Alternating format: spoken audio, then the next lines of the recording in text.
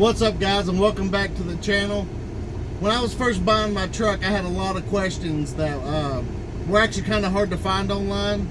So one of the main questions I had was, what kind of fuel economy could I expect from the Freightliner Coronado with the 12.7?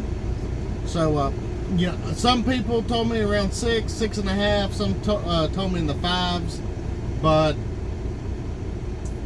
I wanted to break the truck in a little bit and give it some time before I actually made this video. So I wanted to make this at 50,000 miles, which I'm a little over now. Things have been a little hectic with everything going on, but I'm at 56,980 miles. And I can tell you, from the time I bought my truck until now, my average miles per gallon is 5.57, and that is what the truck computer tells me. I haven't did it by hand, you know, like adding it up and doing all that. I haven't did that, but it does match my my e-logs I have. It says I'm averaging about 5.5. Now I do reset that one, so usually every time I log off, that resets. But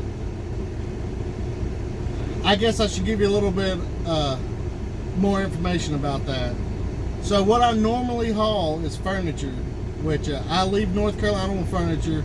I head up to Washington, I make the deliveries, and then I come back with a full load, which I'm usually right at 80,000 pounds of produce, either apples or, you know, onions, potatoes, anything like that. So I'm usually right at 80,000 pounds coming home, but I'm usually only loaded about 10,000 to 12,000 pounds on the way out. So I can usually get pretty good mileage going out there, especially in the months where, you know, you're not fighting a headwind the whole time. But so usually I get pretty good mileage out there, maybe 6.5 with furniture. And then when I do stay up there, so I bought this truck in January. I stayed in Washington for most of January, most of February, and then I came back at the end of February, beginning of March, when the pandemic started. So I was out there doing furniture loads nonstop. I at one point had my mileage up to about 6.97 miles to the gallon, but obviously that didn't last. So even with that month and a half of running, nothing but furniture, and then I did no back hauls up there. So I'd run furniture and then a deadhead back to the terminal up there, pick up more furniture and go out. So even with all that added in, my truck in the 57,000 miles, I'm averaging 5.57, so right at 5.5 miles to the gallon. Now, since I've bought the truck, I've also added a Herd bumper, a big moose bumper on the front, the Herd Defender.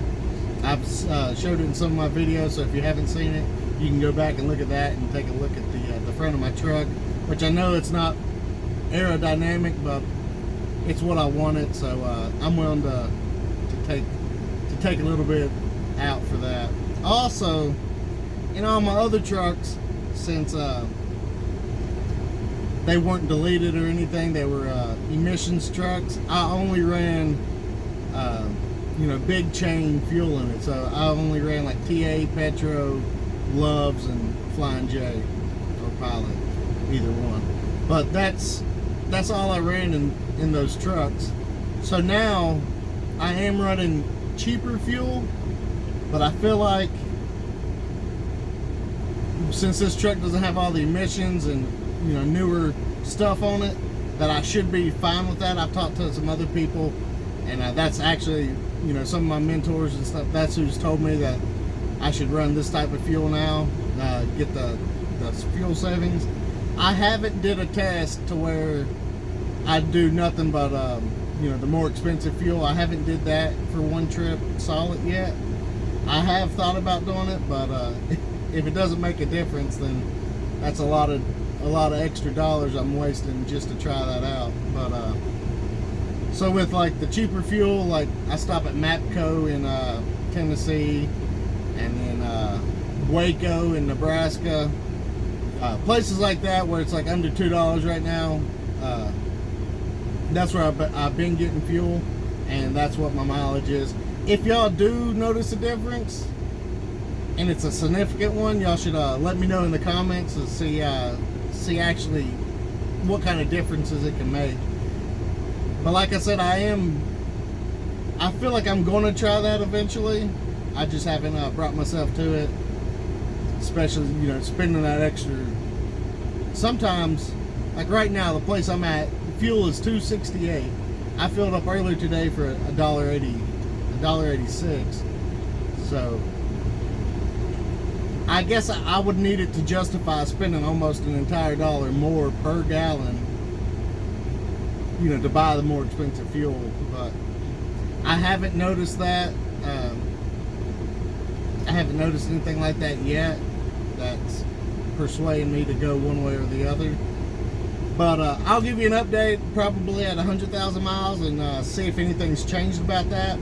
But I knew that was one of the questions I had when I first bought my truck, and it was so hard to well, actually before I bought my truck, and it was so hard to actually find an answer. And I know this isn't a definite answer, but it's from